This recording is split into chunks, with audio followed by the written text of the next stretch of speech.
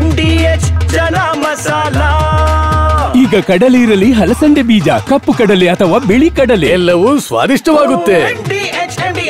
ಇನ್ನು ಪ್ರೇಯಸಿಗೆ ಗರ್ಭಪಾತ, ಬೇರುಗಳ ಜೊತೆ ಮದುವೆ. ಪೊಲೀಸ್ ಹೆಡ್ ಕಾನ್ಸ್ಟೇಬಲ್ ದರ್ಪ ಅಕ್ರಮವಾಗಿ ಸಂಗ್ರಹಿಸಿದಂತ 300 ಮೂಟೆ ಯೂರಿಯಾ ಜಪ್ತಿ. ಇದೆಲ್ಲವನ್ನು ನೋಡೋಣ ಕರ್ನಾಟಕ ನ್ಯೂಸ್ ಟಾಪ್ 9ನಲ್ಲಿ. ಉತ್ತರ ಕನ್ನಡ ಜಿಲ್ಲೆ ಭಟ್ಕಳ ತಾಲೂಕಿನ ಮಾರುಕೇರಿಯಲ್ಲಿ ಯುವಕನೊಬ್ಬ ಪ್ರೇಯಸಿಗೆ ಗರ್ಭಪಾತ ಮಾಡಿಸಿ ಬೇರೆಯವರೊಂದಿಗೆ ಮದುವೆಯಾಗಿರುವ ಆರೋಪ ಕೇಳಿಬಂದಿದೆ. ಗಣೇಶ ಕೃಷ್ಣಗೊಂಡ ಎಂಬಾತನ ವಿರುದ್ಧ ಯುವತಿ ದೂರು ಕೊಟ್ಟಿದ್ದಾಳೆ.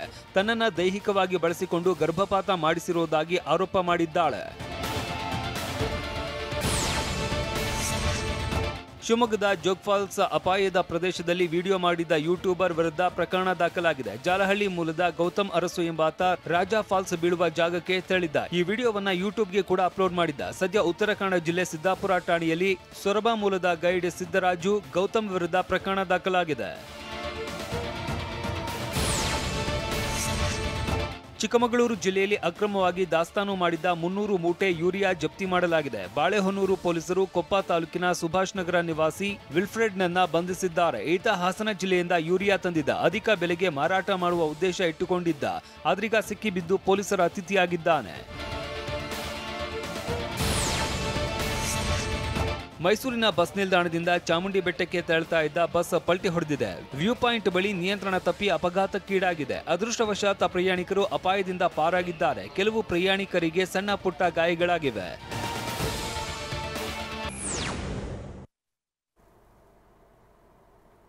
ಸಂಸದ ಸುಧಾಕರ್ ವಿರುದ್ಧ ಅಟ್ರಾಸಿಟಿ ಕೇಸ್ ದಾಖಲಾಗಿದ್ಯಾಕೆ? ಹಾಸನ ಉಸ್ತುವಾರಿಯಿಂದ ಸಚಿವ ರಾಜಣ್ಣಗೆ ಕೂಗು ಕೊಟ್ಟಿದ್ಯಾಕೆ? ಈ ಎಲ್ಲ ಸುದ್ದಿಯನ್ನು ನೋಡೋಣ ಸಮಗ್ರ ನ್ಯೂಸ್ ಟಾಪ್ 9ನಲ್ಲಿ. ದೆಹಲಿಯಲ್ಲಿ ಆಯೋಜಿಸಿದ್ದ ಇಂಡಿಯಾ ಒಕ್ಕೂಟದ ನಾಯಕರ ಔತಣಕೂಟದಲ್ಲಿ ಸಿಎಂ ಸಿದ್ದರಾಮಯ್ಯ ಪಾಲ್ಗೊಂಡಿದ್ರು. ಕೇಂದ್ರದ ಬಿಜೆಪಿ ಸರ್ಕಾರ ನಡೆಸಿದ ಮತಕಳ್ಳತನದ ವಿರುದ್ಧ ಕಾಂಗ್ರೆಸ್ ವರಿಷ್ಠ ರಾಹುಲ್ ಗಾಂಧಿ ನಡೆಸುತ್ತಿರುವ ಹೋರಾಟಕ್ಕೆ ಸಿದ್ದರಾಮಯ್ಯ ಶ್ಲಾಘಿಸಿದ್ರು. ಬಳಿಕ ನಿನ್ನೆ ರಾತ್ರಿಯೇ ಬೆಂಗಳೂರಿಗೆ ಸಿಎಂ ವಾಪಸಾಗಿದ್ರು. ಹಾಸನ ಜಿಲ್ಲಾ ಉಸ್ತುವಾರಿ ಸಚಿವರಾಗಿ ಕೃಷ್ಣ ಭೈರೇಗೌಡ ನೇಮಕವಾಗಿದ್ದಾರೆ. ಹುಡಾ ಅಧ್ಯಕ್ಷ ಸ್ಥಾನದ ವಿಚಾರ ಸಿಎಂ ವಿರುದ್ಧ ಸಚಿವ ಕೆಎನ್ ರಾಜಣ್ಣ ಅಸಮಾಧಾನಗೊಂಡಿದ್ರು. 2024ರ ಡಿಸೆಂಬರ್ನಲ್ಲಿ ಸಿಎಂಗೆ ಪತ್ರ ಬರೆದು ಹಾಸನ ಉಸ್ತುವಾರಿಯಿಂದ ಬಿಡುಗಡೆ ಮಾಡಿ ಅಂತ ಹೇಳಿದ್ರು. ಈಗ 7 ತಿಂಗಳ ಬಳಿಕ ಕೃಷ್ಣ ಭೈರೇಗೌಡರ ನೇಮಕವಾಗಿದೆ. ವೈಯಕ್ತಿಕ ಕಾರಣಕ್ಕಾಗಿ ನನಗೆ ಹಾಸನ ಜಿಲ್ಲಾ ಉಸ್ತುವಾರಿ ಸಚಿವ ಸ್ಥಾನ ಬೇಡ ಅಂತ ಸಿಎಂ ಸಿದ್ದರಾಮಯ್ಯ ಮತ್ತು ಕೆಪಿಸಿಸಿ ಅಧ್ಯಕ್ಷರಿಗೆ 3 ತಿಂಗಳ ಹಿಂದೆ ಹೇಳಿದ್ದೆ.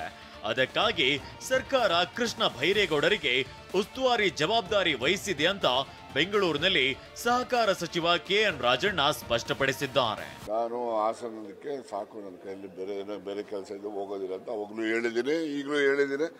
ಆಯ್ದ ಮೇಲೆ ಮೊನ್ನೆ ಮತ್ತೆ ರಿಕ್ವೆಸ್ಟ್ ಮಾಡಿದೆ. ಇಂಡಿಯಾ ಮೈತ್ರಿ ನಾಯಕರ ಔತಣಕೂಟದಲ್ಲಿ ಸಿಎಂ ಸಂಸದ ಸುಧಾಕರ್ ವಿರುದ್ಧ ಅಟ್ರಾಸಿಟಿ ಕೇಸ್. ಹಾಸನದ ಉಸ್ತುವಾರಿ ಸಚಿವರಾಗಿ ಕೃಷ್ಣ ಭೈರೇಗೌಡ ನೇಮಕ. ಆಗಸ್ಟ್ 16ರಂದು ಒಳ ಮೀಸಲಾತಿ ವಿಚಾರ ತೀರ್ಮಾನ. ಇದೆಲ್ಲವನ್ನು ನೋಡೋಣ ಸಮಗ್ರ ನ್ಯೂಸ್ ಟಾಪ್ 9ನಲ್ಲಿ.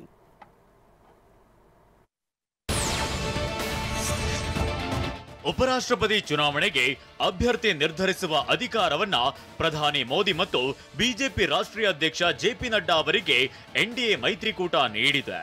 ಅಭ್ಯರ್ಥಿ ಆಯ್ಕೆ ನಿರ್ಧಾರವನ್ನ ಮೋದಿ ನಡ್ಡಾ ತೆಗೆದುಕೊಳ್ತಾರೆಂದು ಸಂಸದೀಯ ವ್ಯವಹಾರಗಳ ಸಚಿವ ಕಿರಣ್ ರಿಜಿಜು ತಿಳಿಸಿದ್ದಾರೆ.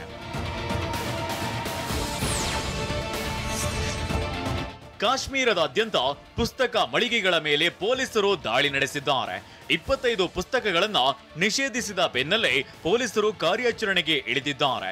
25 ಪುಸ್ತಕಗಳು ಜಮ್ಮು ಕಾಶ್ಮೀರದ ಬಗ್ಗೆ ಸುಳ್ಳು ನಿರೂಪಣೆ ಮಾಡ್ತಿವೆ, ಪ್ರತ್ಯೇಕವಾದ ಹಾಗೂ ಭಯೋತ್ಪಾದನೆಗೆ ಪ್ರಚಾರ ಕೊಡ್ತಿದೆ ಅಂತ ಆರೋಪಿಸಿ ಬುಕ್ಸ್ ಬ್ಯಾನ್ ಮಾಡಲಾಗಿದೆ. ಪೊಲೀಸರು ಪುಸ್ತಕ ಮಳಿಗೆಗಳನ್ನ ಜಾಲಾಡಿದ್ದಾರೆ.